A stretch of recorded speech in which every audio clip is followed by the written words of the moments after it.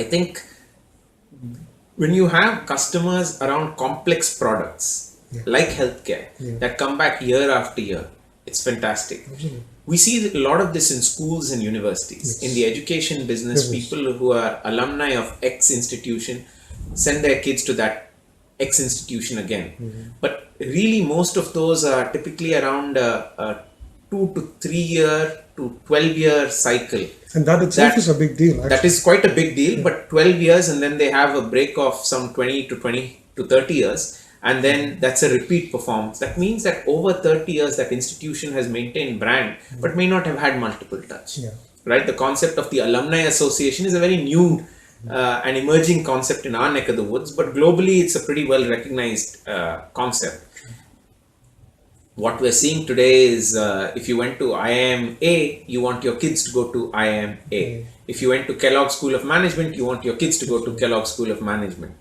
Right? But you can't say the same thing about a healthcare system. You can't say the same thing about where you do your supermarket shopping, right? Because there is so much competitiveness in that space, and the world has moved, right? So for an institute like Dr. Mehta's or an institute like Patak Pickles, which has managed to concentrate so much customer affection, so that people continue to come back, people come through sometimes the toughest transitions of their life, losing of loved ones, and still come back for the birth of their new ones, I think is remarkable from a touch point of view and a design point of view.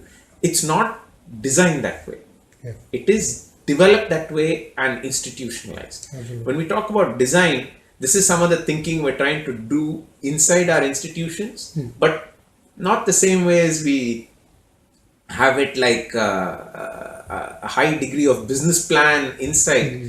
But the reality is I probably am spending more time thinking how do I continue to build customer affection than how do I make a new business plan for Dr. Mehta.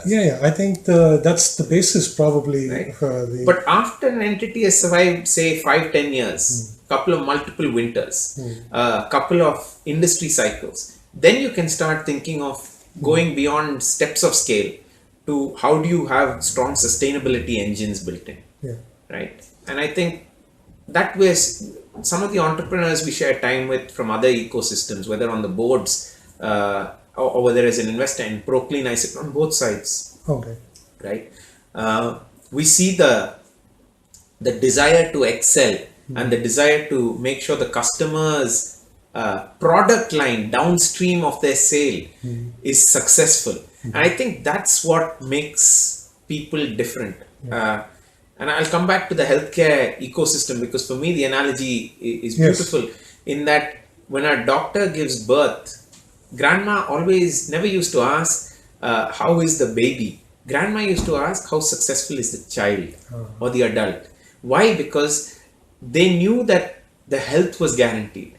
Because if you spend time with us, that's something that we would go deep in and we value. But really what we were after is the well-being of the child. And from the customer's point of view, think design. Actually, that's what the customer cares for. Right? When you are designing a product for them, it is the outcome of that product, whether it's an Apple iPhone, whether it's your new smartphone, whether it's the book, whether it's the pen that you hold and write with, right? Does this sustain? And I still love writing with fountain pens, right? And fountain pens are amongst the most painful devices to keep across time, right? But there are some examples of fountain pens that have just outlasted, I think, generations. Right? I think it's versus a convenience that some other newer generation products have created. Absolutely. But certain older things besides, I mean, even despite their, say, it's not the difficulty to use, but there is a certain joy of using a fountain pen, like you said, like for instance, maybe film photography or... So there's a danger in going too deep in design, right? Because we talk about, let's just use the fountain pen. The fountain pen will disappear when we all move digital. It has to. There is absolutely no way this pen can compete against a computer. Right? It cannot. Why? Because let's argue voice to text becomes reality in a and it will probably become reality in the next 5 to 10 years, right? Because already you have great apps and devices like what Cortana has showed us, what Siri has shown us, what to an extent DragonSpeak started but perhaps struggled a little bit with, and now what Amazon has, as well as what Google has got successfully managed to deliver, which is they're getting quite close to the what I would call the 99.99% grail. At the moment, most of these are around 90 to, I would say, 96, 97% accuracy, but that's not the same, right? Because the human being probably doesn't have the patience to live with the 96% success rate for some of these, right? We kind of like hope that the person we talk to gets it, Okay. right? But that being said, a person who lives in a village in Ulaanbaatar or lives in a village in a remote part of Assam, for them 96% is phenomenal, Yeah. right? 96% acceptance rate in a language is phenomenal. Now, where the challenge is in Mongolia or India, in that part of the ecosystem, right? So, a smaller village outside Ulaanbaatar or a small village outside Assam, let's take for examples, those will have a local language. The local language is probably not even focused on today. But if you crack English, which is a complex language in the first place, the hope is that those guys will get to 97, 98. And at 97, 98, you have cracked sufficient code to play a big difference in human society. Absolutely. Right? So, but continuing on that line itself, let's say if I were to play the next level of thought in that line, what you've described is a phenomenon that is seemingly the logical thing with the advancement in technology. And we're, of course, so if someone is going to be able to put down text without a physical interaction with anything, yes, that's going to be a next level of convenience.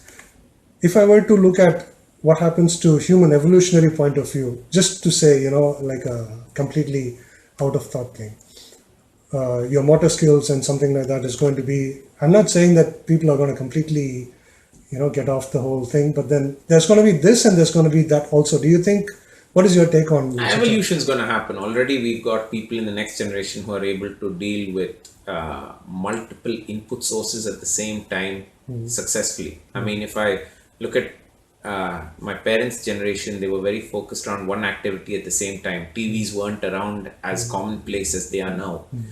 Today we're able to deal with answering the phone, talking to a member of the family and watching TV at somehow the same time. The next generation is busy doing WhatsApp and probably instant messaging at the same time as some of that, and playing a video game, right? So I think we are seeing evolution in small ways. We will clearly see human bionics come into play in our